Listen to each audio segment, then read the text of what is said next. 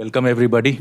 It's not every day that you get this fanboy moment where a person whom you have admired for 30 years presents a paper where you are the chair. So it's an honor, Mr. Ahluwalia. I've been tracking his work ever since 1991 reforms happened. Today, Mr. Ahluwalia is a distinguished professor at CSEP, which is the Center for Social and Economic Progress. Beyond that, I think everybody knows who he is, what he is.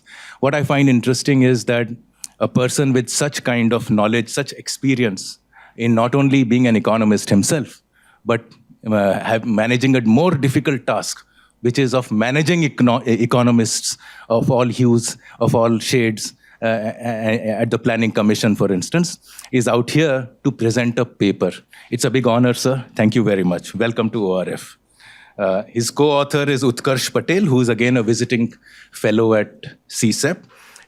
He's a climate change and energy transition fellow. He was at the Yale-Jackson School of Global Affairs. You're very lucky to be collaborating with Mr. Ahluwalia. Congratulations and welcome to ORF. I also take this to welcome our two discussants. First, Dr. Shweta Kumari, who is our external discussion, who is an assistant professor at the Satyavati College in Delhi University. Her PhD is on sustainability and renewable energy. So I think she will have some new insights to give. And finally, our in-house energy expert, Ms. Lydia Powell, who is a distinguished fellow at ORF here, with degrees in not only management, but in solid-state physics. For the past 7 years, she has been editor of the ORF Energy News Monitor. Welcome, Ms. Powell. Delight to see this packed room, and although not surprised. And so this evening will proceed as follows. First, I will ask Mr. Ahluwalia to give us a 30,000 feet look into what the paper is all about, where it's headed, why it's important, why at this time, and so on. I will then ask the co-author to dig deeper and bring out the nuances of the paper with the promise that he doesn't bore us with the minutiae. Then I will ask Dr. Kumari to make her comments. Finally, Ms. Lydia, and then I will open it all to the audience. So welcome once again. We are getting set for a very engaging and insightful discussion. Over to you, Mr. Ahluwalia. Thank you very much. Thank you, Gautam, for this very warm introduction. And I must say that, when you reach the age that I have, people often say somebody you admired for 30 years, whether you have or not. But I'm always reminded that, anyone you've admired for 30 years, the back of your mind, there must also be the thought that surely they've reached their sell-by date. So I'm very conscious that I shouldn't be burdening you. And that's why the detailed presentation is going to be made by Utkarsh. He's also, by the way, much more qualified to the extent to which this is a technical subject. He's the one who's been going into he's an engineer and he's working with the Potsdam people. Hopefully he will be doing some climate modeling and all that kind of stuff. I want to just draw your attention to what he called the 30,000 foot view. And I will only refer to maybe 2 or 3 slides and then hand it over to Utkarsh. As a prelude to this whole introduction, let me say that there's a very long history of the discussions on climate change. And, for the first umpteen years, the developing countries rightly, I think, took the view that, look here, you fellows, meaning the richer countries, you're the ones who caused the problem because you industrialized and burned coal and what have you. And please don't lecture us now. It's your job to take care of it. And I mean, there was a certain element of justification in that. But I find that sometimes this same thing keeps coming back. And I think we have to now recognize that time has moved on. And we as a country have accepted the proposition, and all developing countries have, that although we didn't contribute to the start of the problem, we do have a responsibility to do something about it. this is not just a responsibility out of, sense of altruism. It's simply that no one country, whatever it does, can take care of climate change because it all depends on all the emissions that everyone as a whole is making. And the world is not actually very good in getting a consensus on what countries should do. In fact, the record on that is poor so far. But we should be very clear about one thing, that we have now become systemically important. We are now the fourth largest emitter or something like that. And since we want to develop and reach developed country status or whatever by 2047, there is no way that we can seriously expect an international agreement on the part of the big emitters to do something if we are not willing to do something credible ourselves. Now, by the way, even if we were willing to do something credible, there's no guarantee that they will do what is necessary. But that's a second order thing. It should be quite clear that we do have to do something. And I think this was made clear by the government. Prime Minister Mr. Modi in COP26 in Glasgow, when he said for the first time that we will go to net zero by 2070. So I'm taking this as a acknowledged national target. If somebody wants to say we shouldn't have that target, that's a different discussion. But this whole paper is based on the assumption that we've taken a political decision to go to net zero by 2070. The rest of the world has been talking about 2050. I think it's justifiable that we do it later, because after all, they're the ones that did most of the problems. You can still argue whether they should do 2040, maybe we should do 2065. This is all background. But with this background, let me just sketch out what this implies. So can we have that nice chart? Yeah. You see, now, this actually tells you, this is taken from a McKinsey study.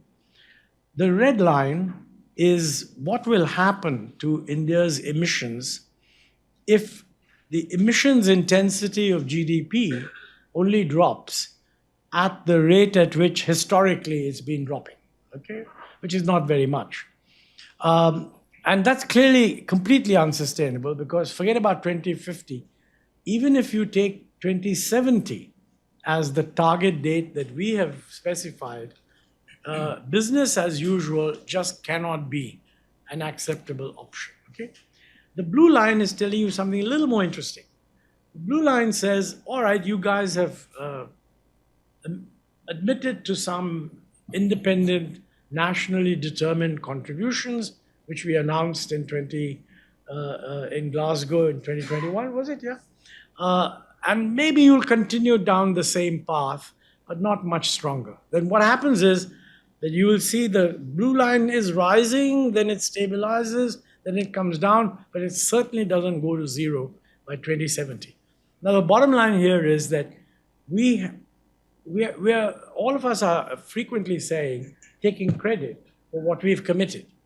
And by the way, internationally, people do think that we're going to achieve what we committed. In other words, 50% of capacity will be renewable by the year 2030. That I think most people think India will achieve. But Climate Tracker, which is a well-known non-government observer, they have said that most countries, what they have committed is not enough, and the way they're going about it, they're not even going to achieve that.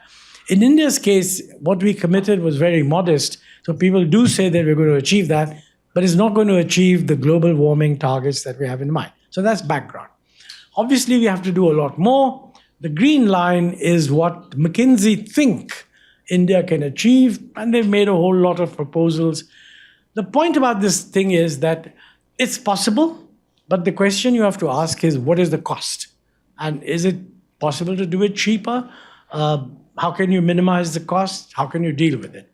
The second one is, now, this is a slide that I want to ignore what is written. Utkarsh tells me that everybody knows this thing, so we really shouldn't be mentioning it. So how many people have heard of the Kaya identity?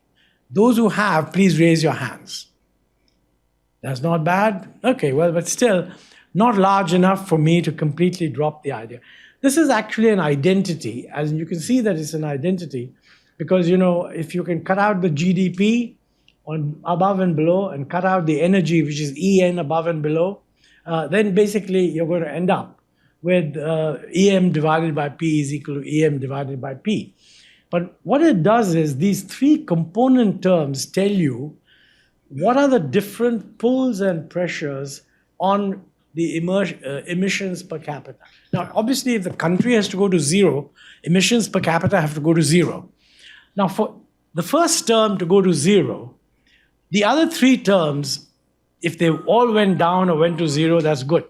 We know that the first term, that is GDP divided by P, is not going to go to zero. Actually, we want it to increase by 4 times or 5 times between now and 2047.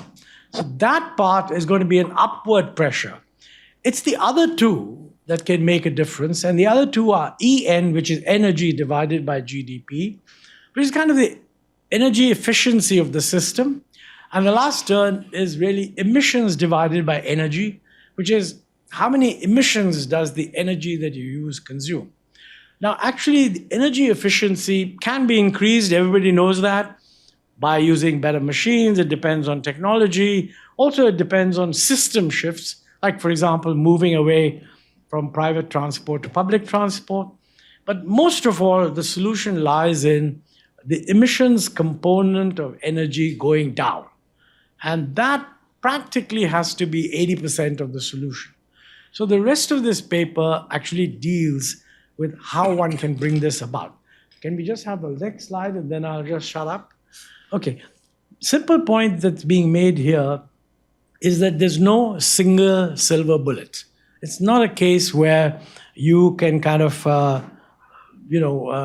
take 1 or 2 steps and solve the problem. All these things have to be done. And I'll ask Utkarsh to take you through most of this, and then I'll say a few things at the very end. Thank you. Much of the outcomes that we desire can be achieved by penalizing carbon emissions. And in principle, if we impose a tax on carbon emissions, it would make fossil fuel consumption costlier and incentivize using other forms of energy. ETS, or emissions trading scheme, is a form of carbon pricing and also much popular than other mechanisms such as explicit carbon taxes. A form of ETS is also being implemented in India under the Bureau of Energy Efficiency. And in our paper, we suggest that the emission allowances, that is, how much an industry is allowed to emit under the ETS, should be allocated based on average emissions per unit of output for a particular industry in a chosen year. The allocations per unit of output can then be gradually reduced in line with national decarbonization targets. This would not come in the way of industries to expand their output to meet the demand of a growing economy. The allowances can then be given for free initially and later auctioned, which would generate revenues for the government, much needed for various climate-related activities. Now, while the ETS is put in place, we also need several sectoral interventions to achieve decarbonization. And power sector obviously is the most important area as it contributes to nearly half of the country's carbon emissions, owing to the predominant share of coal in India's electricity mix. It is also a major source of air pollution. Renewable energy expansion and building storage and transmission capacity will be needed to decarbonize this sector. And much of this must happen in the private sector, but unless the financial position of the DISCOMs, which are the dominant off-taker, is not fixed, RE expansion will not reach the scale needed to meet our targets for 2030. Intermediate measures like the SECI payment guarantee mechanism, which involves the RBI, the state government, and the off-taker, have been put in place. And there have been some fairly successful increased participation by the private sector seen after this scheme. But it's not a long-term sustainable solution. The solution, we think, lies in freeing DISCOMs from political intervention, which is possible via privatization. Electricity price and market reforms will also be needed. Between now and 2032, about 80 gigawatts of new coal capacity is being planned to meet the growing demand. And although an eventual phase out of unabated coal power is implicit in our net zero target, it's high time that we announce a date to start phasing down coal power generation. Moving to transport, as Mr. Ahluwalia mentioned earlier, public transport and rail freight are much more efficient modes of transport. The railway's broad gauge network is expected to be fully electrified in the coming year. And with that, the replacement of diesel locomotives with electric should be accelerated. And as our share of renewables in the grid rise, the emissions intensity of the rail movement will fall. For personal and commercial vehicles use, EVs are starting to get popular with their sales share exceeding 5% of total in the recent months. There's still some time to reach critical mass as the issues pertaining to price, range, and charging network get resolved. The industry expects the sales to reach 30% by 2030. And the government may consider, in consultation with them, a date after which the sales of ICE vehicles to phase down. The EU, for example, has set for itself 2035 as the date. Electric passenger buses for intra-city transport or city buses and short-distance intercity buses are becoming increasingly cost competitive with diesel and CNG buses. But still, some applications such as long-distance road freight, shipping, and aviation are hard to decarbonize. Green hydrogen-based alternatives such as synthetic fuels or liquid ammonia are being explored for these applications. Similarly, for industry, green hydrogen is being explored to displace fossil fuels in steel making, fertilizer, and oil refining. In some places where fossil fuels are used to generate heat, electric furnaces can be used. These are, however, expensive at the moment, especially for producing high temperature heat. Carbon pricing, as we mentioned earlier, can potentially affect the economics of electrifying heating processes. Whereas in applications such as cement, where there are no viable alternatives for avoiding emissions, carbon capture, utilization, and storage could be an option. This is again very expensive at the moment for commercial deployment. In the building sector, energy efficiency again has a big role. As we urbanize and incomes increase, demand for cooling is expected to increase exponentially.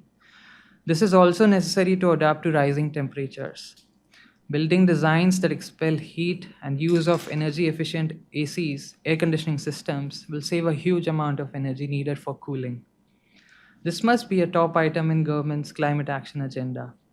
Some office and commercial buildings of private corporations have high-ranking green certifications from national and agencies such as LEEDs, implying a significant role of the private sector in this space. And finally, agriculture, although it's often less talked about, is a big contributor to greenhouse gas emissions, which are almost as equal as the industrial sector. These emissions originate primarily from livestock, rice cultivation, and manures, not accounting for emissions from fertilizer application, which again is very high due to excessive usage given their low prices. Reducing emissions in agriculture is possible via modern methods of cultivation, use of improved cattle feed, better manure management, but changing traditional farming practices can be difficult and take time. Reducing water usage and fertilizer usage can be politically sensitive but should be pursued by the government. And increasing agriculture productivity and developing heat-resilient crop varieties are another task that could be a priority over the medium term. With increasing demands on land and the energy and forestry sector, and due to climate-induced weather shocks, improving yield per unit of land area is very important for food security. All these actions would inevitably require huge amounts of investments. I'll request Mr. Ahluwalia to share his view just for this. Thanks, Utkarsh. Let me say, there's too much in this paper to make a presentation. It's not really a review of the literature, because a review of the literature would actually review a series of technical papers. This is actually, as he put it, it's a 30,000-foot view. And what it does put across is that, if you were to worry, is anything happening? You can be sure that lots of things are being talked about, lots of things are happening. And the paper tells you, and every day you read in the newspaper, there's some reference. The real question is This is being done at the moment in individual silos. I mean, the word has gone around that we must reduce emissions. So everybody who's got any way of doing something is trying to find relevant targets. How do you put all this together in order to have a, if you like, a coordinated approach? That's actually much more difficult, even in principle, than one thinks. And the approach that we've adopted in this paper is that you can't have a plan up to 2070. There's too much uncertainty. Technology will change in ways that we don't know. But for the next 10 years, we know enough about technology to be sure that these are the things we should do. Even they can be broken down into a list of pretty specific targets. My feeling is, and our feeling is, that what we should now commit to, because in the last COP, UAE or wherever it was, they agreed that in 2025, countries will come back with a stronger commitment to what they're going to do. Now, Utkarsh has already mentioned some of the things. I mean, for example, we have definitely not agreed to any kind of immediate phasing down of the use of coal. We can't. We're at a much lower level of development. But could we agree that after some date, no more coal plants? Could we agree that emissions will still rise, but they'll peak at a certain point? And if so, what is that point? Now, other countries have made similar promises. So what we are arguing is that, and I'm not saying that the numbers you're giving are the correct ones. There are lots of other people in this room who are working on this, and they may have a better insight. But I think we need a process where, based on all this, government comes to a conclusion that, look, this is what the target is. For example, you keep hearing somebody say 30% of all EVs, all vehicles should be electric. Now, actually at the moment, if you look at three-wheelers, 54% are electric. If you look at two-wheelers, it's only 2%. And if you look at cars, it's probably 1%. So first of all, to have a single target for all vehicles doesn't make sense. But maybe we should have one for cars, three-wheelers, two-wheelers, and let us know what it is. That's the only way 5 years down the road, somebody will be able to say, we are on target or we are not on target. And we can't wait till 2070 to measure whether we are net zero, because by then it will be too late. So that's really what we are saying. And this means at the central level, going across ministries, but even more important is the state level. A lot of what has to be done by states. Center has no role in that. I mean, electricity distribution is all a state government matter. Similarly, public transport is something that state governments have. I mean, if you want to discourage cars, then parking charges is one of the best ways of discouraging cars. Rich people love driving around in their own cars, but if they were charged a lot for parking their car, they would think twice about it. All of this, it cannot be done by the central government. A lot of this has to be done by state government. So at one stage, we even suggested that maybe there should be some kind of a national commission headed by the Prime Minister with the chief ministers, so that we come across with an agreed national and state set of targets which are sufficiently precise and more numerous than the present. I mean, the present one just says 50% of total capacity will be renewable. That doesn't tell you what's going to happen to emissions. So I think we need to be more precise. And that's really what this paper is about. Start a discussion on those issues. So with those words, I'm looking forward both to what the discussants have to say, and more importantly, also the questions that you raised. Please don't hesitate to criticize us, because we're looking for criticism. Thank you. Thank you, Mr. Ahluwalia. Thank you, Utkarsh. Nice presentation.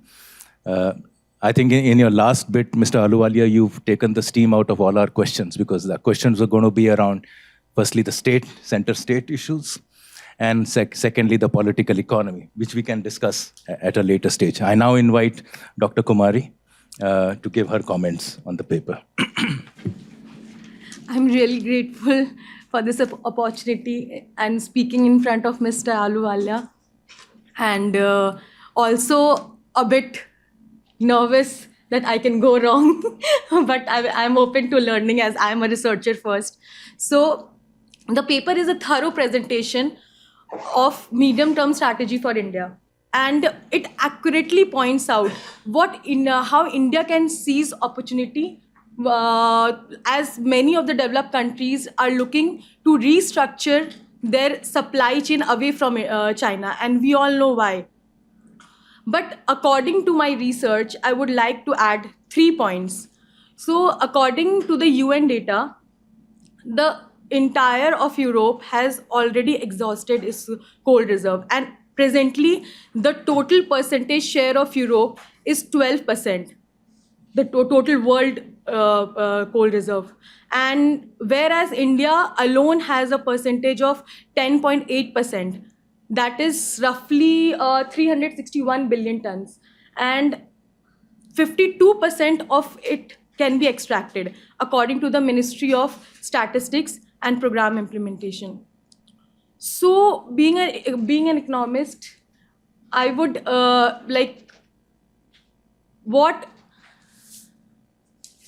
shutting down young coal plants which have a life of 50 to 60 years or not efficiently utilizing it is not advisable.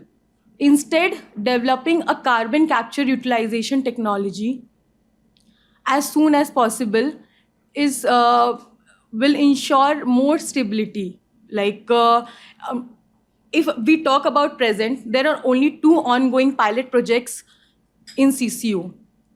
And if we prioritize the pace at which it is being implemented, then it can ensure both energy stability and while lowering the impact on environment.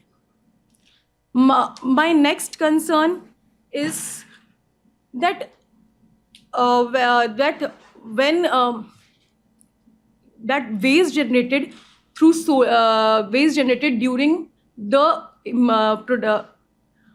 the production, use, and implementation of solar panels are materials like cadmium, lead, and plastic, metal, silicon. And it is estimated that somewhere around India will produce 34,600 tons of solar panel waste by 2030. While talking about present, not even 1% of the waste is being managed properly. And as the US government report suggests, that if we recycle the solar panel, it will cost somewhere around $15 to $45, whereas sending it to the landfills will cost $1 to $3. So it will definitely find its place in the landfills. So, and through there it can obviously reach the food chain, which will be very harmful. And let's not forget nuclear and the waste generated by nuclear energy. It should be a big concern for the country, as it is radioactive in nature, and even the reduced volume of nuclear waste has a high level of radioactive elements. So we all have witnessed the Fukushima accident, which took place in 2012. The accident has impact on generations.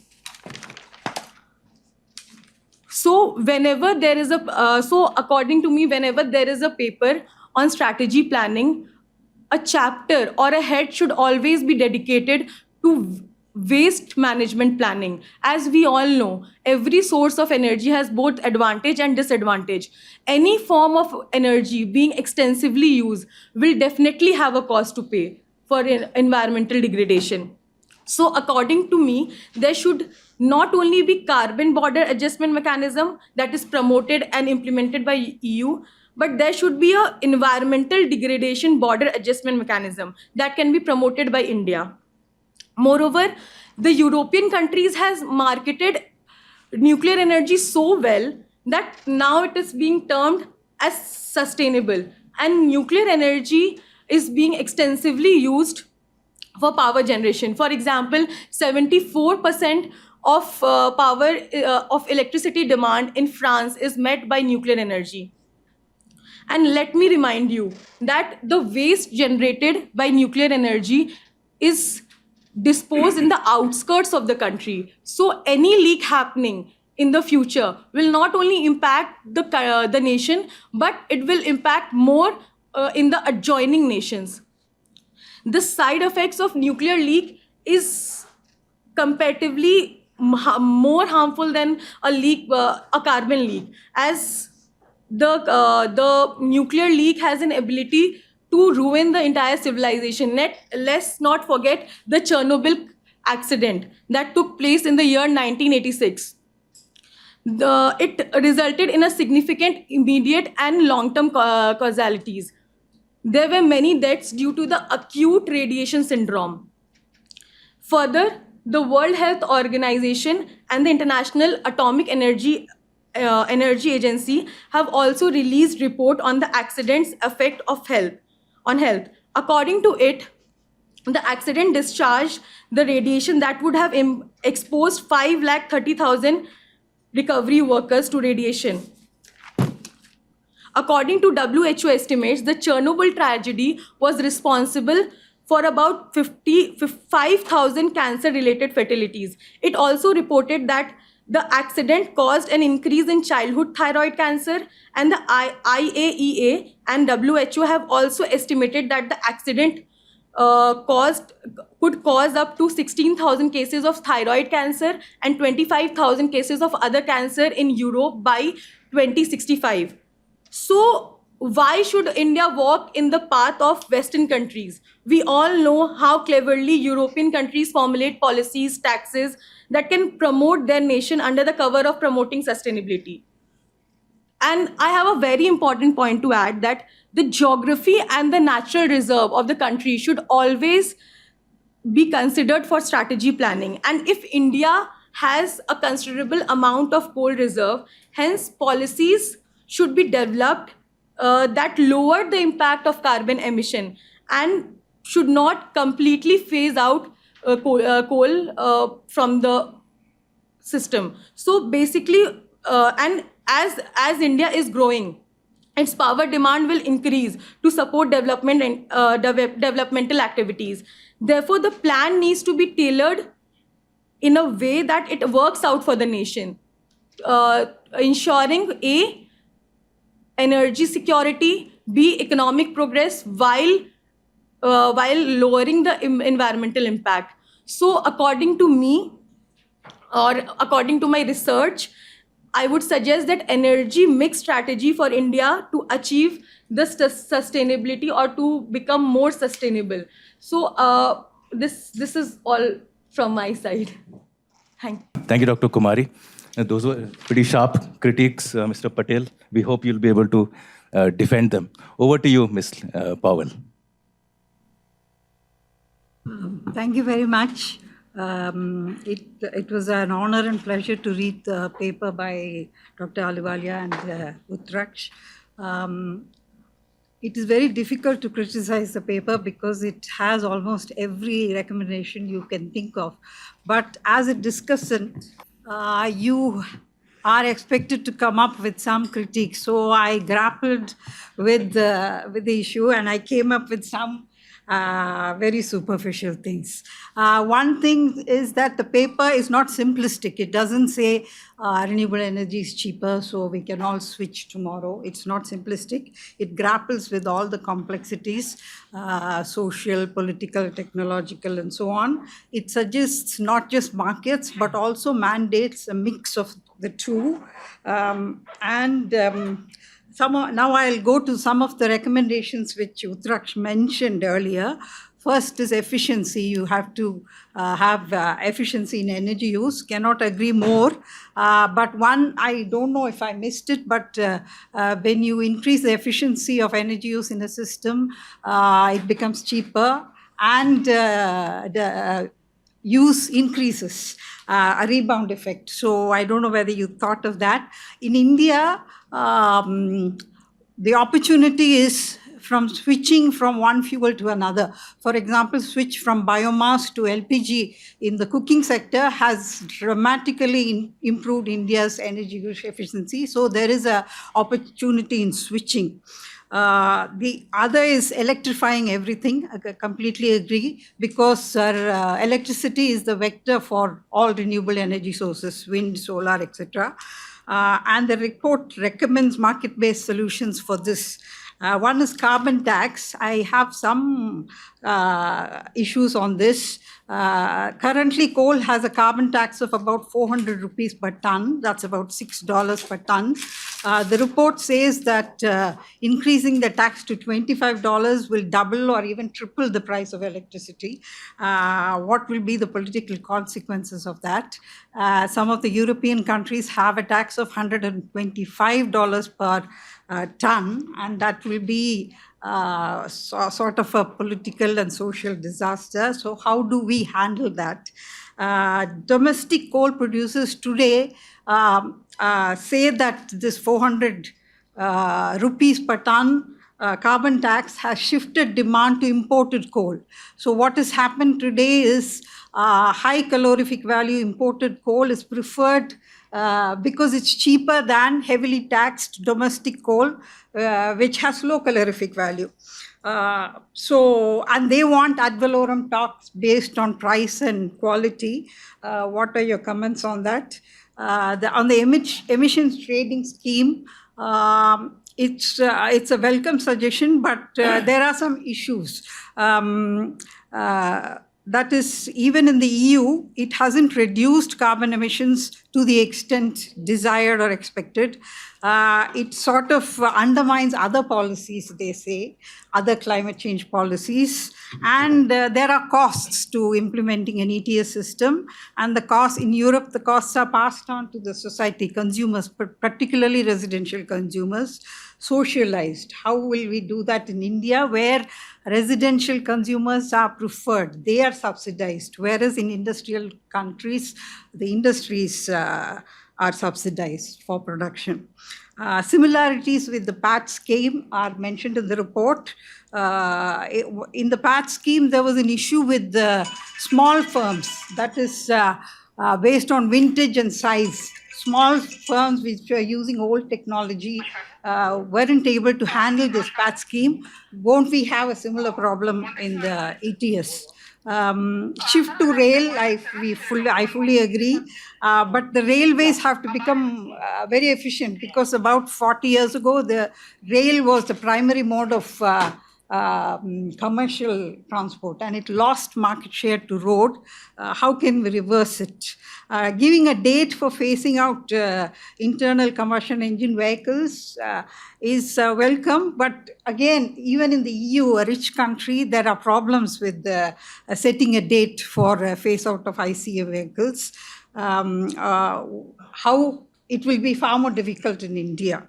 I think the other recommendation, setting an emission standard for vehicles, may be more welcome, because it's technology agnostic and it's more doable. You have already talked about India's electrification, so I won't go into that. I'll come to one issue which is of particular interest, that is depoliticizing, de-licensing of electricity distribution. The reason is we've done some studies on that. See, in the context of net zero, the main question is, when electricity distribution is de-licensed, will consumers choose green power? The experience in many countries doesn't give reason for great optimism. Even in rich countries, price has been the determinant of switching rather than the quality of the electricity. So how are we going to handle that? Even in India, cities like Mumbai and some other cities have de-licensed distribution, and the offtake of renewable energy is not that encouraging. The main consumers are commercial and industrial consumers, not households, because of the price. Green tariff is higher in India than ordinary grid-based electricity. See, the one reason we thought de-licensing and decarbonizing electricity may not go together is the drivers of de-licensing were somewhat different. It happened in the 1990s in the Western countries. One of the reasons was regulatory failure, which increased tariff, and there were a lot of stranded assets, a lot of excess capacity. That was one driver. They expected large welfare gains from competition, introducing competition. That's not the goal now. Then there were opaque cross subsidies. In the case of India, it was from industry to households. In the Western countries, it was from households to industry. They wanted to eliminate that. Eliminating cross subsidy. And another reason why delicensing happened was there was a dramatic reduction in metering and communication costs. That enabled introduction of time of the day tariff you mentioned, and also very short settlement periods, about 24 times a day or 48 times a day. Open access, of course, is large fixed costs, so they thought delicensing and sharing costs will be very good. The conclusions was that when you try to introduce competition in distribution, we have to be careful about the sequencing. What you start with, first you have to build the institution, the regulation and so on, then competition, and then privatization. And privatization cannot be a substitute for competition. This is one of the, and another thing we thought was India probably is starting at the wrong end because we don't have competition in wholesale electricity markets or in fuels. Before I close, I thought just because we need, as a discussion, I thought let's bring up some provocative issues. And in this context, the recent book by Brett Christopher, whose book is titled "The Price is Not Right: Why Capitalism Will Not Save the Planet," and he brings up some arguments which is relevant for our studies as well as yours. He starts with the question why renewables haven't really replaced fossil fuels after nearly 4 decades of effort. He uses China as an example. He says fossil fuels are not dead and renewable is yet to be fully born, he says.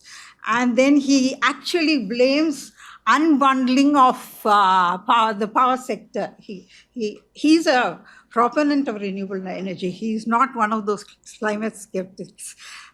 He actually says that unbundling, delicensing, has separated the cost of generating solar and wind power and the cost of running an electricity system.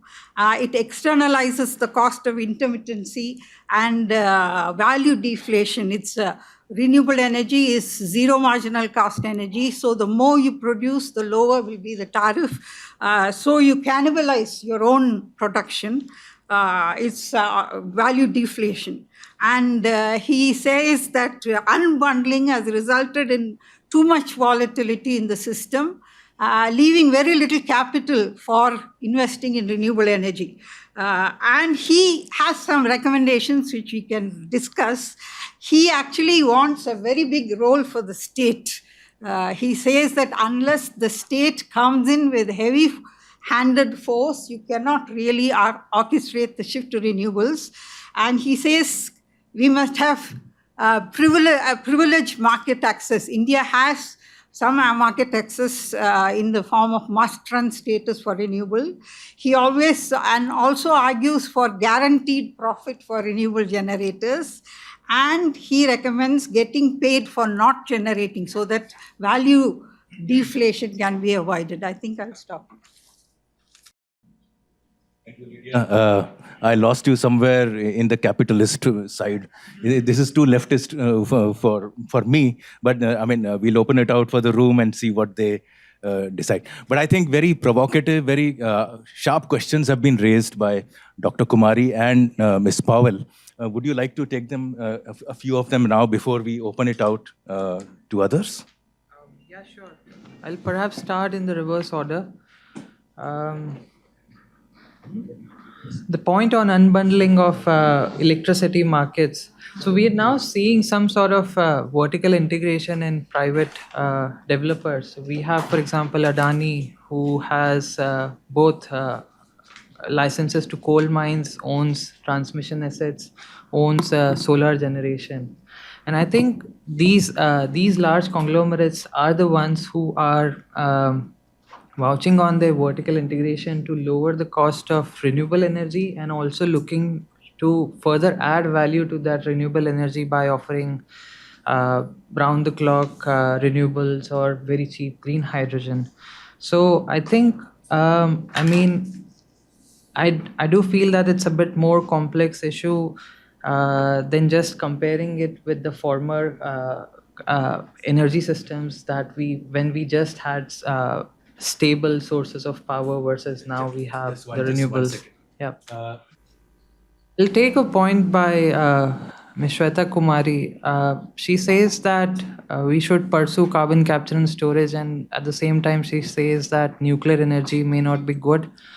I mean, I find it a bit contradictory. For two cases, we do not have yet any proven sustainable carbon storage sites. So I think it poses the same risk as of nuclear waste, so to say, if what happens when carbon dioxide leaks into the atmosphere.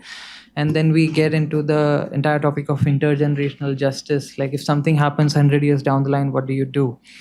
Pertaining to nuclear waste, there are technologies, naturally they're expensive. In fact, you have second order fission reactors, which can use a spent fuel the second time and reduce the half-life of the waste by almost a third or to a fifth.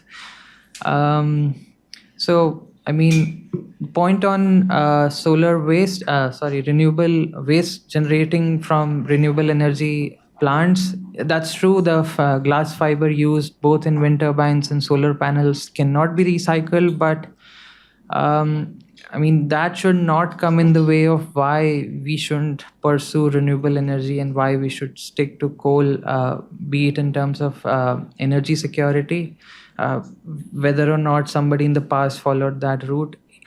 If we switch to renewables, they are cost competitive now. We end up with a more cleaner environment. So we don't feel how that should not be done. I think there were many points Lydia mentioned. There was a point on carbon tax on coal, which is now the GST compensation says it's about $3 per ton of carbon and not 6. Coal power plants prefer importing coal from elsewhere because of the high energy content, and in times when they have to keep plants idle, they need to rely on this kind of coal to be able to keep them on standby, which I'm told that at least the legacy plants cannot do with the Indian coal with very high ash content, which can be up to 55%. Rebound effect, it's a very, I mean, quantitatively, it's very hard to simulate into a model. How do we account for that? But it's true. We do see an increase in use of something if it gets cheaper. But I mean, point well taken. This has to be accounted for. I think, yeah. Thank you. Now we open the floor. Please keep your questions brief and as sharp as possible. Can you introduce yourself? Yeah, People want to know who you are and what you do. Myself, Dr. Shravan Kumar Pandey. I'm teaching political science at Lady Shri Ram College in Delhi University. I have 2 questions. So paper basically focuses on the role of national central government and the state government, but there's a very important role of the local government as well. Since 55% or more than people living in rural areas, and 21% of the emissions are being out of, it is from agriculture. So very important role of the panchayats and the local bodies are there. So I guess that no role has been mentioned at the local level. The second question is, there are so many paradoxes in India. We are giving 80. We have mentioned municipalities. It's not Municipal- that we've not mentioned them. Okay, sorry. Okay, so there are so many paradoxes in India. We are giving 80 crore people free foods. We want to be by 2047. We want to be a developed country, but by 2070 we want to be to be a country which will produce net zero. There should be some synchronization within a country. In terms of the policies and other things. So what do you think so? Good. Yes, sir. We'll take 2-3 questions at one go. Good afternoon. My name is Pavan. My question is regarding the paradoxes which you mentioned, especially regarding the policy. I will just give an example. This is regarding a Godda power plant of Adani's, where in fact it's a coal-based plant, they are importing from the different countries, cheaper in fact, high calorific value coal for the plant, and they are the agreement is with Bangladesh for in fact trading the electricity. So this kind of in fact contradiction, and then at one point we are saying that we should move towards renewable. At other point, in fact, we are entering an agreement with our neighboring country for in fact electricity trading. How this contradicts at the policy level, that's a major thing. That's what in fact is mentioned here. Different department ministries, different in fact, they work in a different way. And most important thing is, second question is, as he mentioned regarding the implementation. Implementation in India for any policy is done at the district and local level. That is where the buy-in from the administrative departments is one of the most important challenges for any policy level implementation at the ground. So these two questions, and how you? I think you can take that answer, but I think your broad point that administrative level at the district level applies to any policy. So I think right now we are not quite there. We are still at the design stage, if I've read the paper correctly. Please go on. Thanks to the panelists for a very interesting discussion. My name is Kamal. I am a PhD candidate at JNU. My question is about the political challenges that accompany some of the recommendations in the paper invariably, because we still live in a country where in our political landscape, very irresponsible promises like, for example, free electricity are not very uncommon. So we are talking about raising taxes for things like parking and, let's say electricity. But we have to first, even in some places at least, for example, Delhi government is a prime example.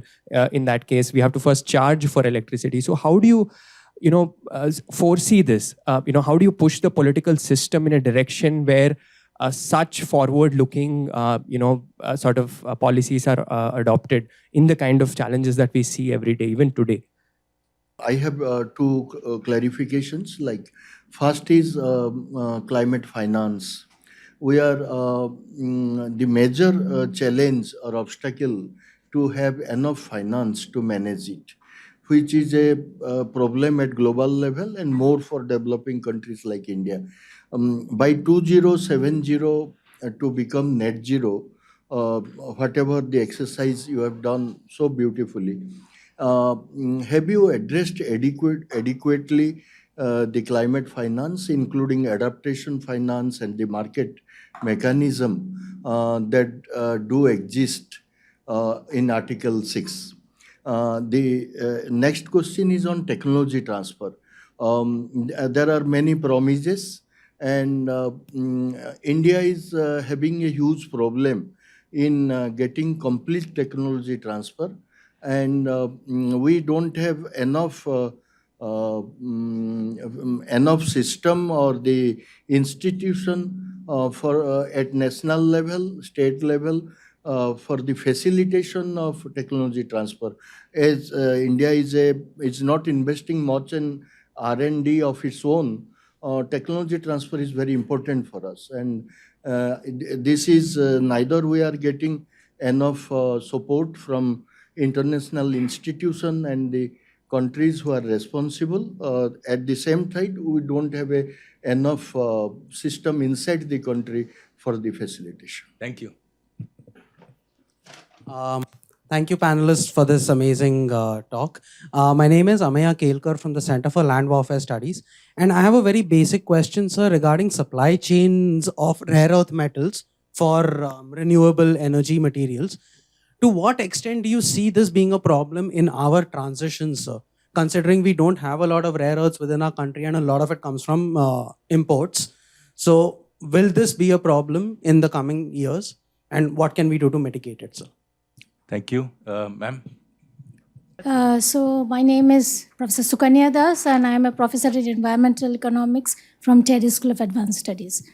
So to the maybe what I could see, like the studies has mostly tried to integrate across at this moment, like to highlight the specific issues that you are trying to integrate across the sectors. Now, the technical part, like as I'm in economics, so it's difficult for us to do, like as from the carbon capture or like different sectors like the steel, if you could see, the hard to abate sectors. So the technology and those dimensions and the estimates might be the technical people will be providing us.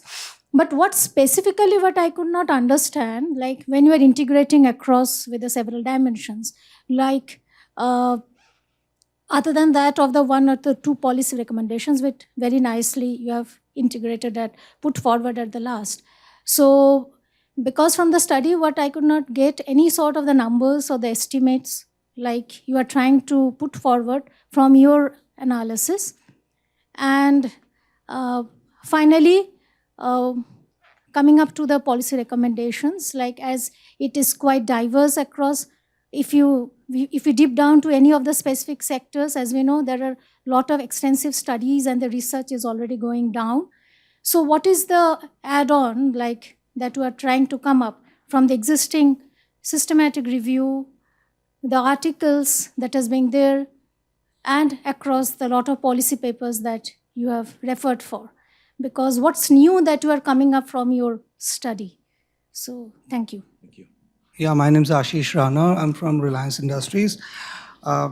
My question is regarding your thoughts about inclusion of policies like IRA bill in US, the Inflation Reduction Act bill in the US, a comparable kind of policy for India, because that could really incentivize the technology development. It could incentivize emission reduction, adoption of those technologies across sectors, and as well as keeping the competitiveness of Indian industry vis-a-vis others. So this could be an important lever. I think you could possibly think about that. My name is Manat. I'm from ORF, so thank you for being here for the presentation. Some really quick thoughts and points for consideration.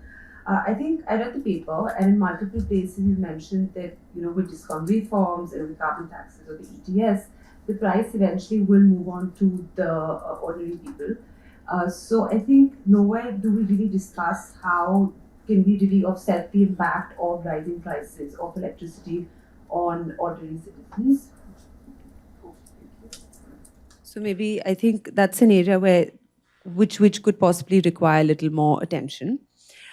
Secondly, on the ETS, and I agree with Ms. Powell that the emissions may not have reduced in the EU necessarily, but the initial intention of ETS in the EU was also not necessarily to do with reducing carbon emissions, but instead to encourage the uptake of climate-friendly technologies. So that was always the primary goal, and the secondary goal was more to do with reducing emissions, but with time and greater political pressure from the citizenry, there was, it became more of a primary goal. So I think within the ETS as well, I think the aspect that we could look at more is if this is a medium-term strategy, how we're looking at international linking of carbon markets. There is a lot of scope in doing so, because if just with the EU ETS, for example, trading was close to about 900 billion in just 21. So there is tremendous scope to maybe also, for carbon credit exchange. And at the same time, I think the role of voluntary carbon markets. Now, even though the Indian government is pushing for CCTS, there is still a bit of discussion on how voluntary carbon markets will interact with the national carbon market.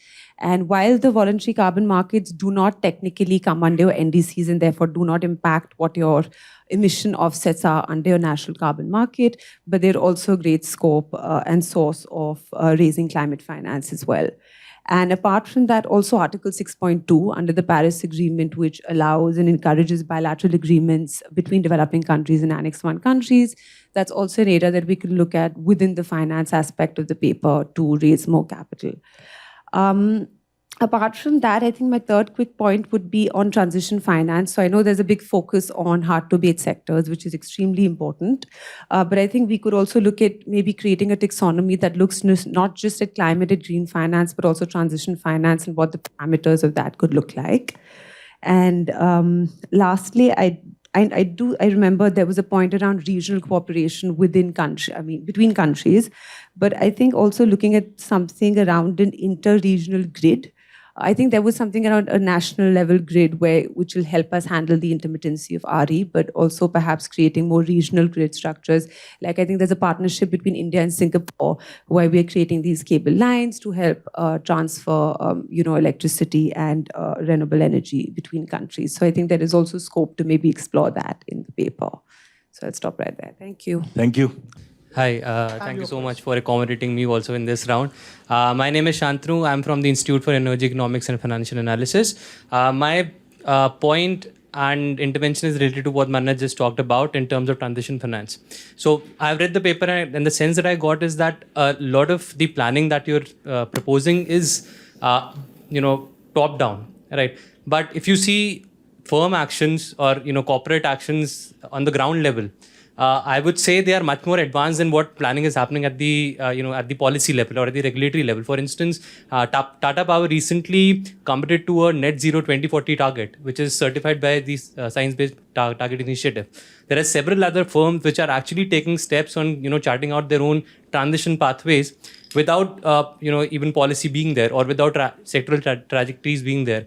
So, what role do you think would a regulatory reform such as transition plan disclosures by a capital market regulator like SEBI could play in actually creating those pathways from a bottom up rather than a top down approach?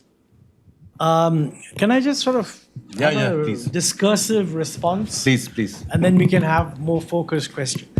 Yeah, I felt right at the beginning that it would be very difficult to organize a discussion on this paper. I think as somebody said, what's new in it? You just sort of said, this is there, that's there. It's a valid point. I think what's new in the paper, I would say that if you ask me what is it that it does that I think is interesting, and it may not be, but I think it's interesting.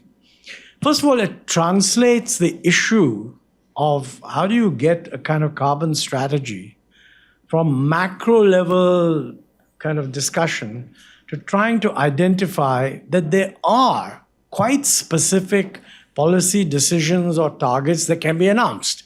We should have put in the list at the end in italics of all the sentences that could, in a way, constitute a sort of a policy target.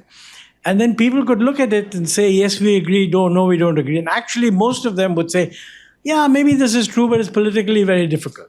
And that is the honest truth because, look, the whole climate change thing the markets are failing because there's externality. I mean, if all the costs of carbon were internalized, we wouldn't have the mess we have.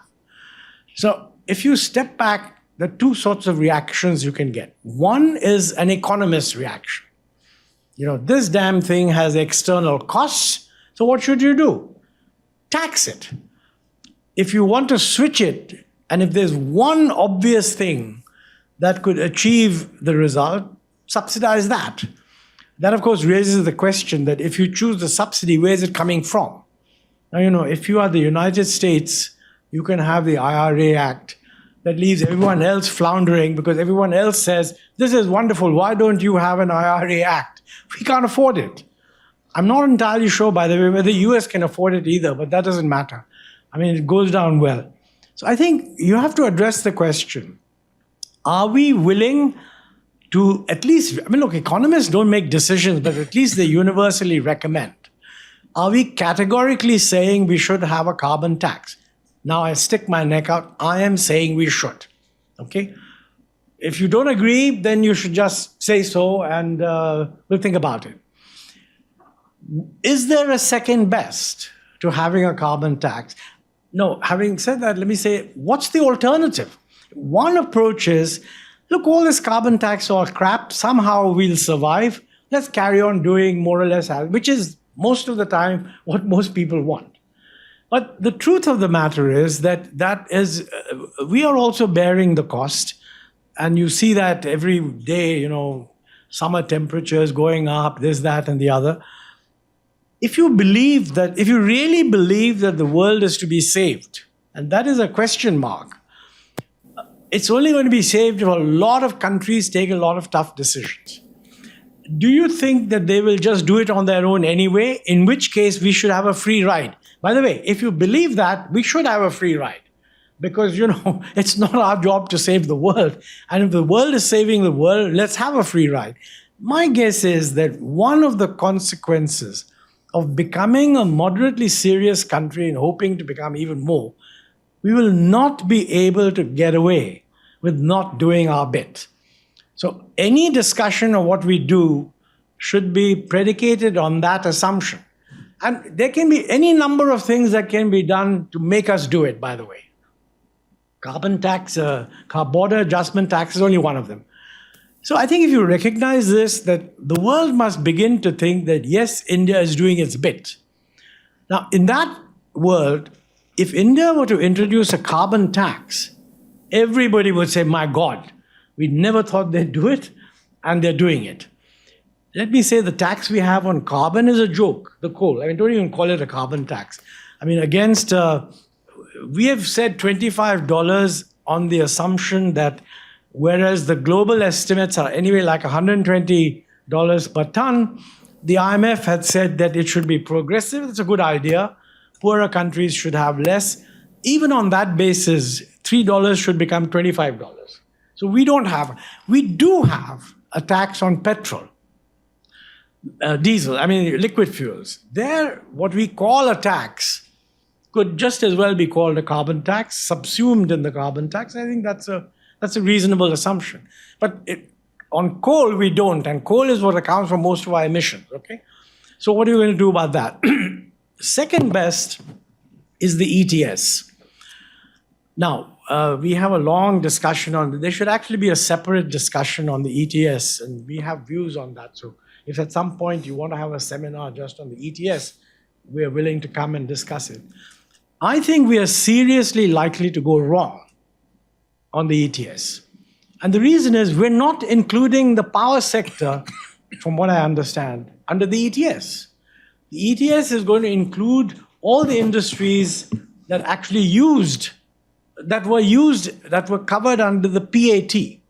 Now, the PAT was very different from the ETS because the PAT was just meant to encourage a little more efficiency. There were no targets about how much efficiency. And the IEA has said that efficiency will only give you 17% or so of the emissions reduction you ultimately need. So frankly, if you want an ETS not targeted on PAT, but targeted on net zero, then two things follow. One, you should cover the power sector, which I don't think is planned at the moment. Okay, one could say, listen, let's get on with what we are doing and we'll bring in the power sector later, okay? Remember, the ETS is being run by the Bureau of Energy Efficiency, which is controlled by the Ministry of Power. So it is not a great surprise to me or to anyone who understands government that they would not have included the power sector. But if the purpose of the damn thing is to reduce emissions, and the single biggest source of emissions in power, it makes no sense to have an ETS without covering power. They're doubling the energy efficiency. Sorry? They're doubling the energy efficiency. Yeah, but you see, if you're going to increase GDP per capita 5 times, and you double energy efficiency, that is not going to get you to net zero according to the Kaya identity. So the question you have to ask yourself is, are you targeting net zero or are you targeting a little bit of reduction? And I think what the ETS will do is a little bit of reduction. I don't think it will do what we really want to do. The sad thing is the vast majority of people are not even aware of this. I'm not saying, by the way, that then when they become aware of it, that the government will suddenly swing around and do the right thing. For the last 50 years, we've been aware of a lot of things. It's very difficult to do. But in terms of policy, as an economist, you want a change in quantities. You want less coal, more renewable, this, that. Then you must be clear, does price have a role to play? And to be honest with you, if it doesn't, stop discussing anything with the economists. They have really nothing to contribute. Then you're into the world of targeting. Somebody will say, how much efficiency can you do? Then turn to the next ministry, how much efficiency can you do? Turn to the next one, how much can you do? The marginal cost of reducing emissions in every one of these is widely different. It makes absolutely no sense to set a large number of differentiated targets which force you to incur varying costs on the emissions saved in each activity. That is what a carbon tax or an emissions trading system with full tradability would achieve. So we have to see. I mean, they're still working on it. Look, there's an election going on, so all this will become clearer after the election. But believe me, the technical job of designing this ETS is vastly more complex than I think people currently allow for. And I hope that all of you who are ORF, CSEP, other research institutions, academics will focus on this so that nobody is able to get away without recognizing what are the key points. That's point number one. You know, somebody raised the issue of political. I mean, I think the politics, I'm not a politician. I think we can't make any worthwhile contribution on how something will be politically handled. The honest truth is that this area is extremely difficult to analyze from the point of view of political convenience for the following reason. First, the benefits of Action X are not in the form of positive goodies that will follow. Most of the time, it is in the form of negative effects that won't happen. And I have yet to find any political examples where somebody said we must incur huge costs because otherwise we'll have some terrible negative consequence. Normally, you know, you want to go and improve agricultural productivity, you tell the farmer, do this, yield will be 20% higher. He may not believe you, but the good thing about farmers is they're very practical. And if you can persuade even 10 guys to do it and people see in their field that, hey, it works, you'll find it'll spread like mad. Here, what you're really saying is, look, I really don't know whether next year is going to be warmer than this year because there's a lot of yearly variation. But I can tell you that 20 years later, if you don't do what I'm saying, things will be much worse off. Then you kindly find yourself anywhere in the world a politician who's willing to convince himself that this is worth spending political capital on. You will find it very difficult. I mean, I don't know how we handle that. I mean, academics, everybody else, civil society, whatever, they have to focus on this. Second, this will raise the price of electricity. Of course, it will raise the price of electricity. If you want people to use less electricity, you must make it more expensive. To which then the answer is, but what about the poor? Well, I accept that in the sense that don't confuse yourself then by saying, what about the common man? Because nowadays the common man is supposed to want air conditioning also. But if you're seriously concerned about the poor, the official estimates, I think Niti Aayog and other people have put out, that poverty is now down to 10%. Okay, double it. And say, for the next 10 years, we want to insulate the bottom 20% of the population from the price increase. I would say, by the way, that I don't think that what we are doing, which is kind of free power up to a certain point, is the right way of doing it. Just have an income transfer. If the guy wants to spend it all on power, that's wonderful. But if he prefers to buy food and use less power, let him do so. That would be workable. What is not workable is how do you protect the common man? The trouble with the common man and the common woman, the common person, there are a lot of them. And it is not possible to subsidize everybody. This is another, you have to keep this in mind. I would say somebody raised the issue of finance. Let's face it, you are not going to get transfers in the form of grants. The world just isn't, they may do it for African countries that are very poor, whose needs evoke a certain, I don't know, if you like, global sympathy. They're not going to do it for the fourth largest country in the world, about to become the third largest. No way. The argument will be there's a lot of capital. Any project that is financially viable will get financed. And you don't need the UN for that. I mean, this is a joke that we set up UN funds run by ministry officials in 190 countries. I mean, this is not how finance is run. Yes, they'll do $10 billion, $100 billion, doesn't matter. The truth of the matter is the investment restructuring that this will involve, as Janet Yellen put it, requires trillions. You're not going to get trillions through a public sector system. Forget it, it's not happening, okay? Now, if you're going to get it through the private sector, you're only going to get it if it's financially viable. I mean, if it's not financially viable, nobody will finance it. And that's my other point, that financial viability almost always comes with some price rationalization. I can't hear you, sir. I'm sorry I'm hectoring you, but I want you guys to dedicate yourself to putting inputs into this as a constructive policy discussion. All means criticize the paper. That sit in. So on. And in looking at the paper, identify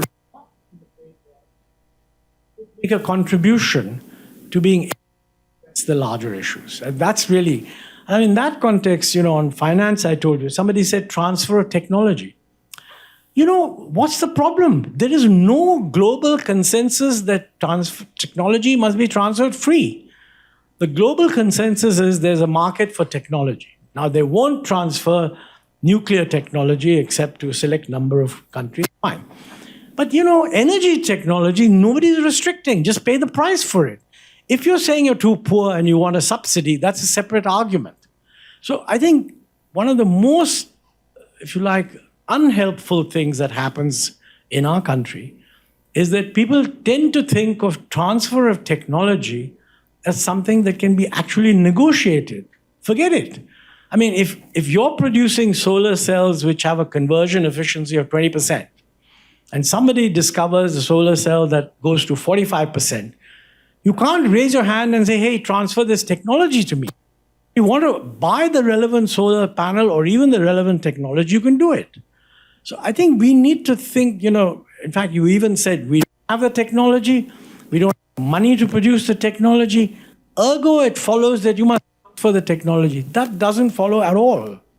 So unless we get into that, now, by the way, if you disagree with me, then that's a whole different ballgame. I'm just trying to highlight what the issues are. The other main points that I would want to focus on. Yeah, I think somebody said nuclear. We recommend, look, it's a no-brainer. India's nuclear is 3% of our total power. France is 74%. The UK, etc. All these countries have decided to triple their nuclear share. Now, every point that was raised about nuclear waste must be applicable to these countries also. So we must find out how are they tackling the problem. But we cannot say, well, Oh, hello, it's nearly the same. And in France, the depth of EDF. So you need to consider those issues. It's not that they are really going to triple and they're going to go for it. So the issue with nuclear in France and in UK, the only one nowadays who really finish a nuclear power plant on time are the South Koreans. Nobody else on the world. All the rest are trying to get a nuclear. So I don't think you have the time to really think about really large enlargement of the nuclear power generation in India on time. Well, that's exactly in our paper also. We've talked about small modular plants. And we have other problems in multiplying our nuclear capacity, which we've mentioned. Because the policy constraint is that only a public sector body can actually operate a nuclear plant. So if you're trying to get into small modular, we recommend quite clearly that this policy should change. Furthermore, the civil liability requirements under the Indian law make any serious expansion outside the public sector impossible. And the resource constraints on the public sector, they are what they are. So, but it's not fair to say France, because France is 74. They can't increase it threefold. They don't need to. But you mentioned UK. I don't know what the situation is, but UK is part of the G7 group that said we're going to triple. I don't know what they're planning to do. Maybe they're just saying it and it doesn't matter.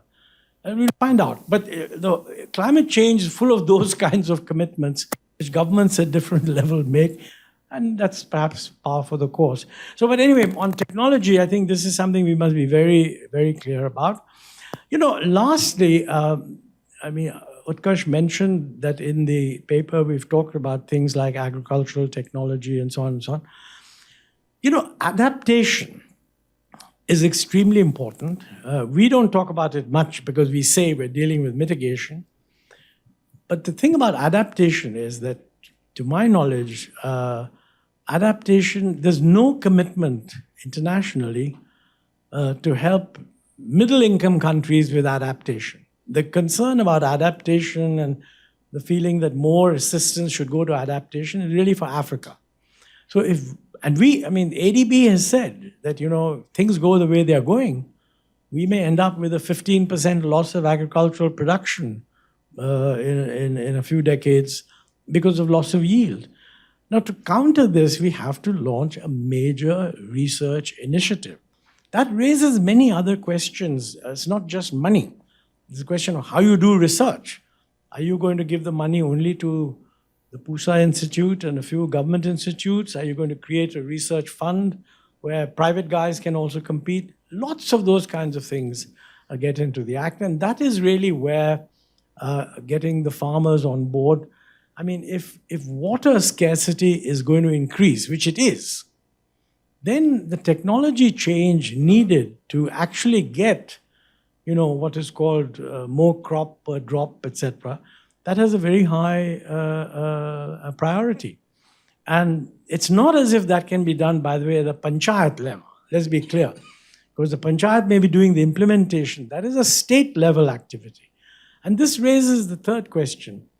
In the forward movement of policies for climate change, could there be more competition across states? And frankly, everything in agriculture is in the hands of the states. Everything in distribution is in the hands of the states. And our states, between Tamil Nadu and Bihar, there's a huge difference in level of development. So can one imagine a situation where the more advanced states, which also have more financial capability, will basically move forward rapidly on policy?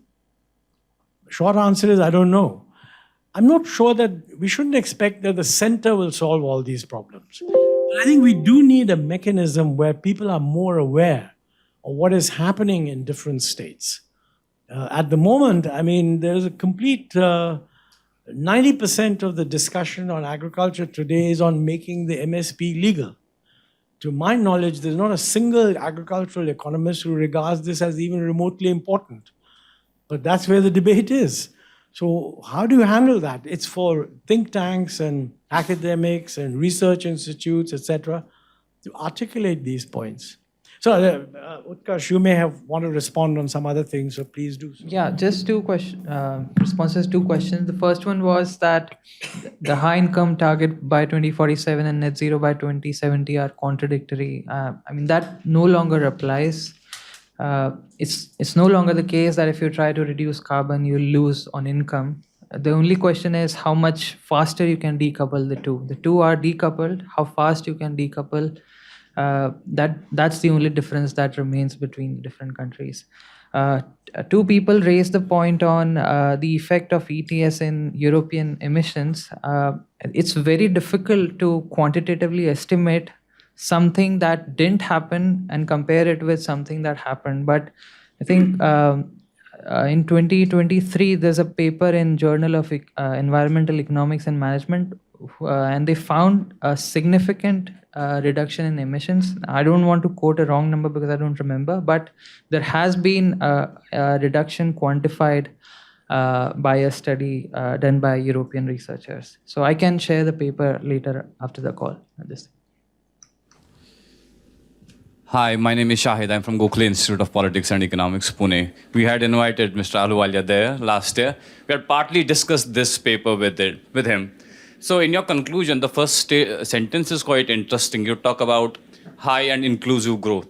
I would suggest, since it's a working paper, sort of include a section where the spillover and the other sections of growth and the other various economic factors that it would take to consider, since it involves cost and ultimately the cost has to be borne by the ultimate consumer.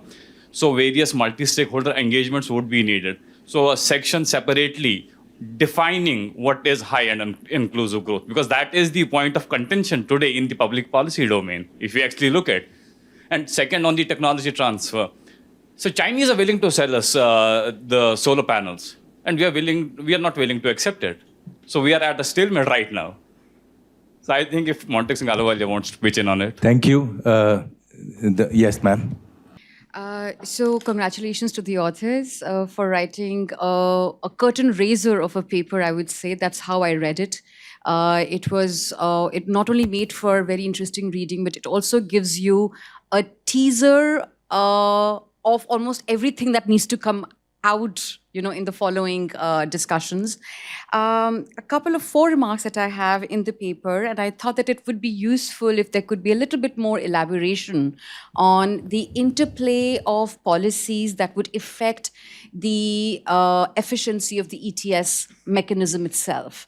It is a price-based mechanism, and you do provide certain logical arguments in its favor. But as we see in the mechanisms where it has been in operation, we also see that a very strong regulatory mechanism, system is in place. And though you mention it, and it will be very interesting to actually see a little bit of more elaboration of what is not working or what needs to be working better in the regulatory apparatus to make ETS work. The other thing which I find very interesting, and I think which is a contribution, is this proposition on dates, setting the dates. It has its pros and cons, and Lydia mentioned some of them. But for each of those 3 recommendations that you give under ETS, the first one is that you could already use initially, and it can be set at industry average of the previous year. We also know that the transition pathways are being set. There are organizations which are working at it, which is your second recommendation. How does it all interplay? I mean, the first one is sort of in a vacuum in the sense of when do you put a start date to it?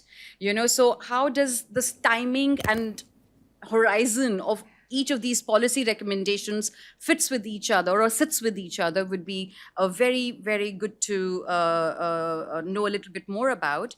The third one, I think it's a very, very important one, and it is about the central state compact.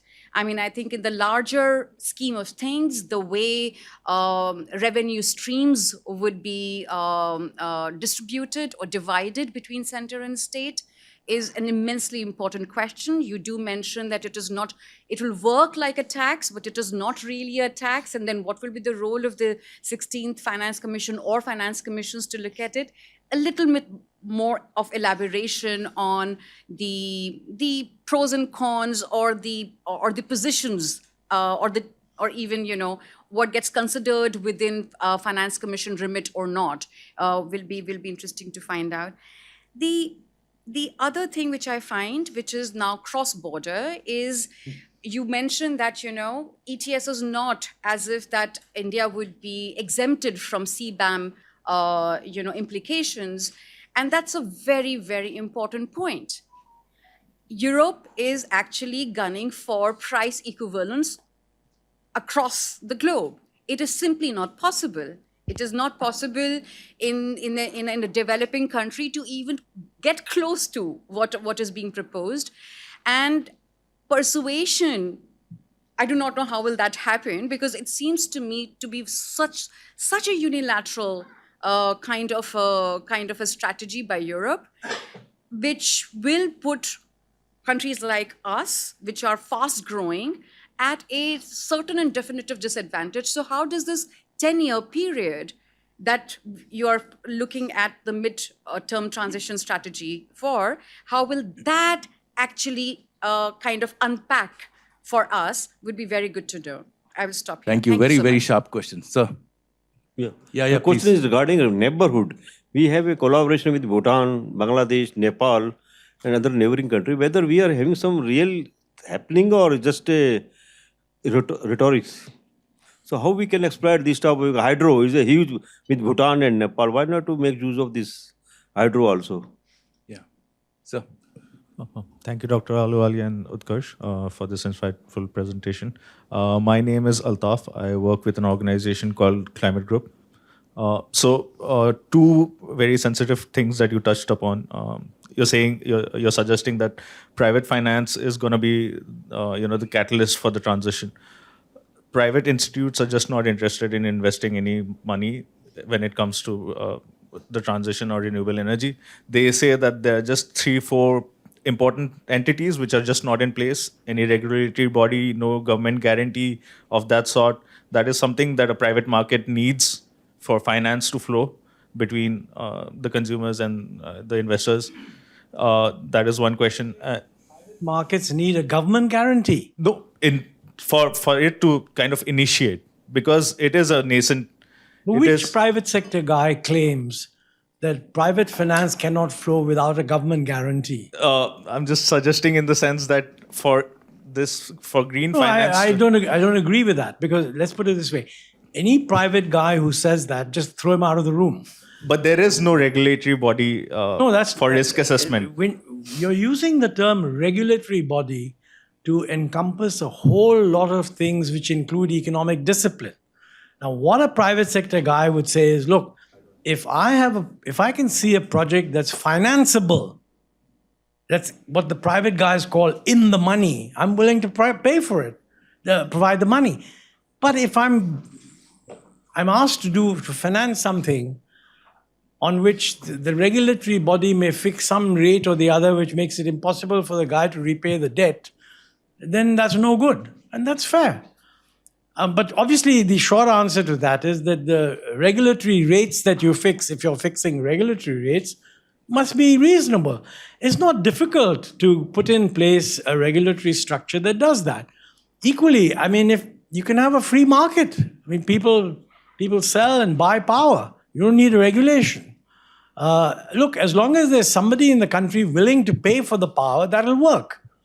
So I'm not sure that, let's not convert something into a search for a complex regulatory structure.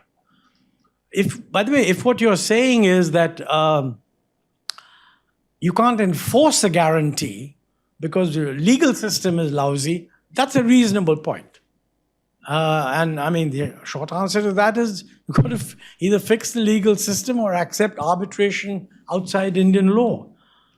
I think we are overstating, rather we are refocusing attention on things which are not the source of the problem.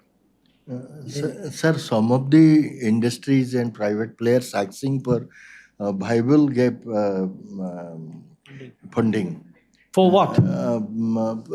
Like in solar, we heard that government offered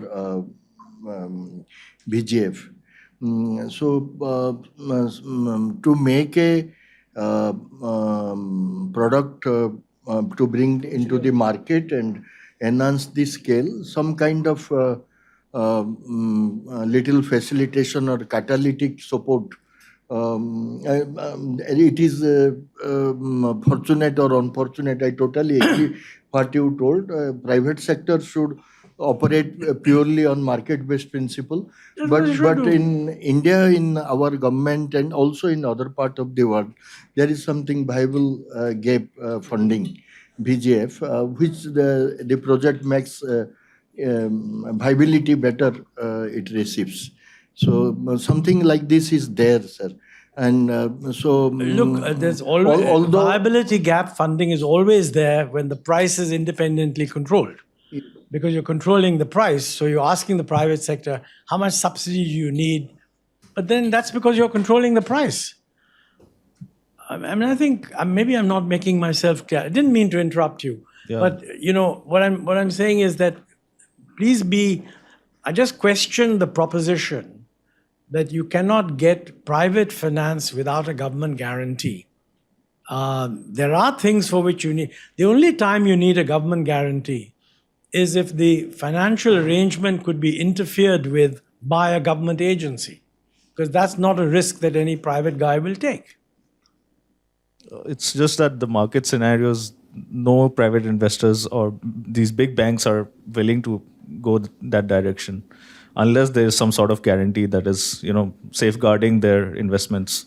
That's what I meant to suggest. You see, do you mean political risk guarantee? Do you mean, investment guarantees, investment returns guarantees? That's sort you of mean a thing. guaranteed return? Yeah. But is PPA, even covering commercial not risk? Assurance to the bankers. I mean, I no bank don't will give accept unless that. you have a long-term PPA. I'm not convinced about that, actually. Yes, sir. You wanted to ask a So, question. one more, just one. Yeah, go ahead. I think Sorry. you made a statement that, Into the mic, please. Yeah, I'll just finish. Sorry if I may. One more sensitive topic that you touched upon is the state and center correlation coordination. We see the center making such ambitious targets, commitments on the national forum. Our organization works with the subnationals. The states just don't have that sort of capability, understanding, capacity to develop even the SAPCC. Then how is it that we are committing such big numbers, big ambitious What kind of targets? things you have what are the areas you're worrying about? Be it budgeting, be it technical capacities, some of the ministries of environment for the states, they're just single number digit employees. Then the SAP CCs, when they're being prepared, they're being sent over to the MOCC, they're just stuck for 4 or 5 years for review. There's just nothing happening. Then how do we claim to be giving such ambitious targets to the UNFCCC, revised ambitious targets? So your take on No, that? I have no idea you have to ask the government, or whoever in government deals with this, I don't know. But it is true that, we make that point that the government has to have national targets. But all these national targets should be based on a breakdown of what does it mean for each state. And they do some of that. Then over time, if the states are not meeting the targets, this will become evident in the review process. And it's only through a kind of toing and froing that takes place. Some states, I think, are getting quite organized. I happen to be on the advisory, whatever, there's some governance advisory panel or council of the state of Tamil Nadu on climate change, right? They produced a 60-page document that this is our plan. And they say that, look, we are a more advanced state than the rest of the country. So we're going to go for net zero in 2050. Now, we are going down to Uti in order to discuss this. So I'll have a better idea of the quality of the document after I've been there. My name is Umar Shankar and I'm from ORF. So you just said, India has a target of being a developed country of Viksit Bharat by 2047. Sorry? Can't hear you, sir. Sorry, India has, target to become a developed country by 2047 or Viksit Bharat. And other transition target is become net zero by 2070, right? Correct.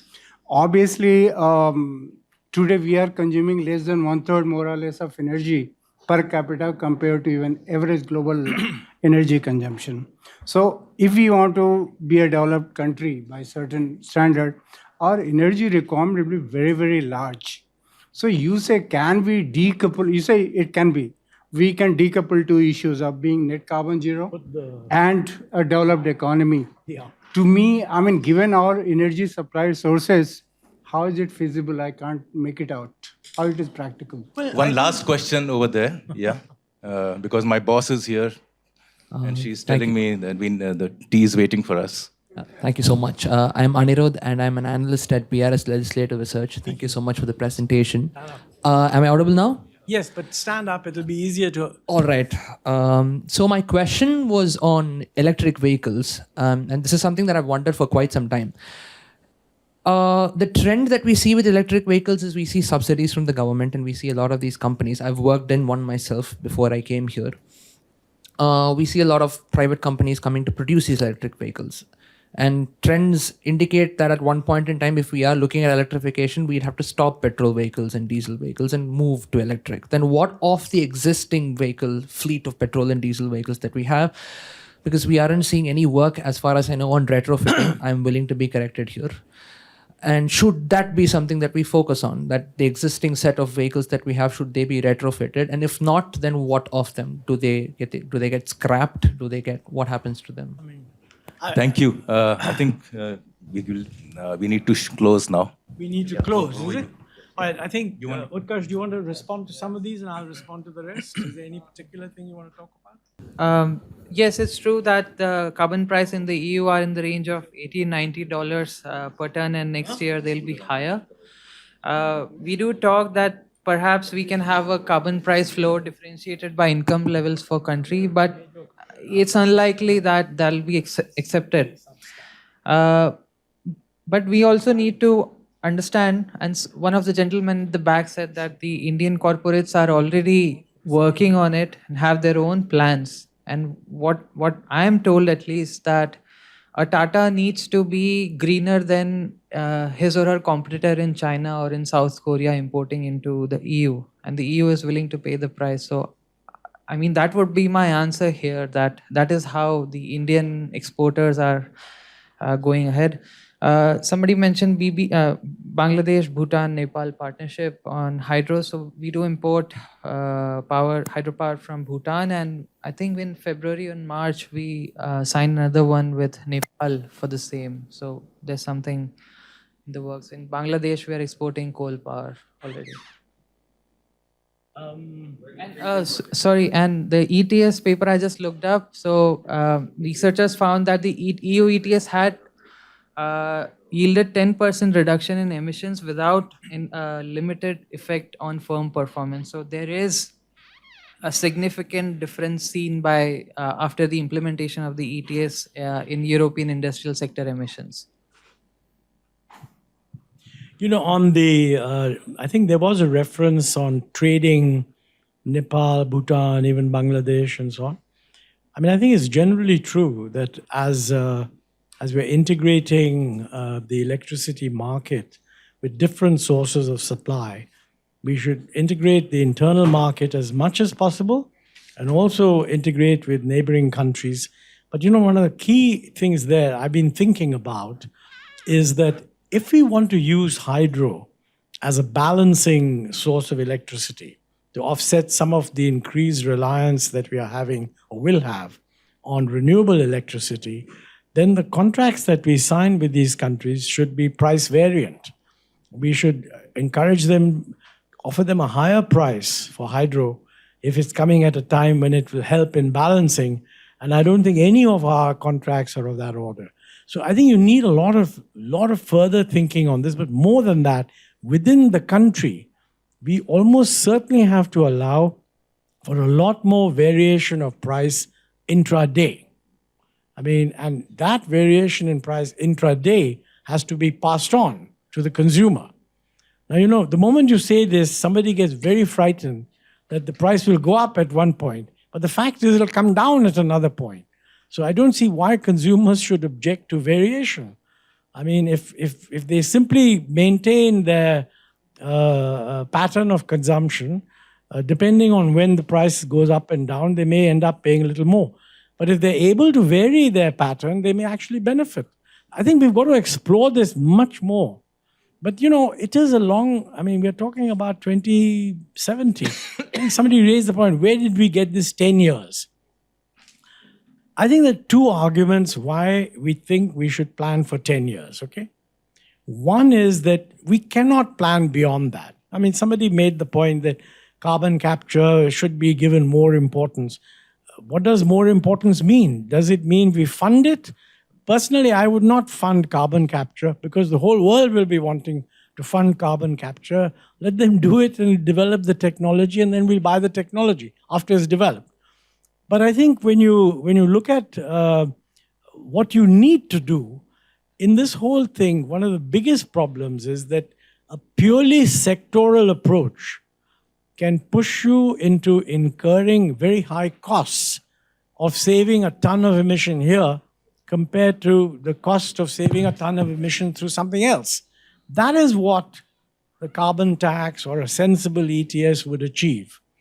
But you know, within the system, ministries love setting their own targets. And it'll be a huge, I mean, big challenge for the government to tell ministries that, look, we don't think that the way to do a drastic reduction in emissions is by having a series of sectoral targets. That'll be, in my view, the worst thing we could do, actually. And hence, and by the way, if we were to put this forward as a proposition, I don't know how many people would agree with me. You know, because people always feel that, well, you know, tax, I mean, raise the price. They forget that everything else is raising the price also. I mean, for example, if you're going to say, I'm going to promote renewable energy by not charging transmission charges, that only means that the transmission company will go into a loss. So you're bearing the cost there. And if you try to offset that, you'll be paying them a subsidy. So I think we haven't thought this through adequately, in my view. Thank you. Okay, last question. Absolutely last question. Am I audible? My name is Akansha Singh. I am assistant professor in ARSD College, University of Delhi. I am also a research fellow in Delhi Technological University. I just want to answer one question raised by him regarding EV. As Mr. Ahluwalia rightly pointed out, we know what has to be done. Everybody is having a suggestion that this should be done, and what initiative have been taken by the government for promoting this. Coming to EV, as you said that you have already worked in some institute where the work was related to EV. Now, first of all, we need to understand there are few points where the government is taking action. For example, he rightly pointed out that the government is giving subsidies for EV, and it's around 2 lakhs. On the other hand, the problem is that EV charging stations are very less in other cities compared to metro cities. Now, how we can contribute individually, it is not just a matter for the government to contribute to sustainable development or to reduce carbon emission. It's actually at an individual level. That if everybody start thinking in that way, then we can move forward as a nation to reduce carbon emission or anything related to environment problem. So what you can do at individual level, you can, if you have a land, just a small land is needed, you can just take a tender and provide that EV charging station can be installed in your area. In this way, if everybody around the nation can contribute to EV charging station, then only the supply can be increased of EV vehicles. The second point is that when you go to charge an EV vehicle, there are only 2 charging points, and it takes 1.5 hours for a car to be fully charged. So when a person is reaching there and already 2 cars are there, so we have to promote in that way. Today, 20 years back, if we see if a car is going to take petrol, obviously that person has to locate where the next petrol pump is. The same situation is for EV vehicles now. Obviously, he asked, so what should be done to the present petrol and diesel cars? Obviously, it will take a decade that we all can accept the EV vehicles and start purchasing it. So hence, at individual level, I started doing that. I have purchased an EV vehicle, though many people have certain criticism regarding that. Please don't go for it. Don't put 14 to 15 lakhs in EV vehicles. You will suffer. And there are various points. But where I took the suggestion from people who were already driving EV vehicles. So what I would like to suggest, or what I generally in my class I put up for students, that we have to work at individual level rather than just questioning. And if we will work at individual level, definitely we will, as a team, achieve the sustainable development goals. Thank you very much. I had 2 questions which I'm going to reserve over tea. One is on the geopolitics of climate transition, and the other is a deeper discussion into the political economy. I didn't expect these discussions to be so passionate and with so many people having so many questions. So be ready to be mobbed. Mr. Ahluwalia and Mr. Patel, thank you for writing this paper. Lydia, Shweta, thank you for being discussants. And all of you, very grateful that you came and contributed to this discussion. Thank you.